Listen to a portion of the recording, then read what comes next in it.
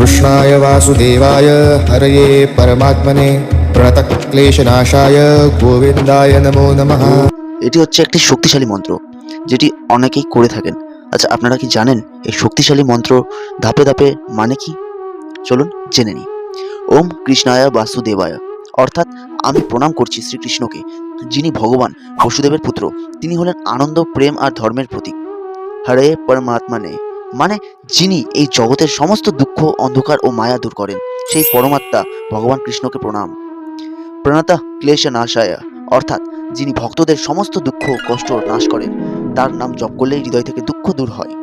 গোবিন্দায় নমো নমঃ মানে আমি বারংবার প্রণাম করছি সেই গোবিন্দকে, যিনি গোপাল গোপীদের হৃদয়ের প্রিয় এবং সমস্ত জীবের রক্ষক।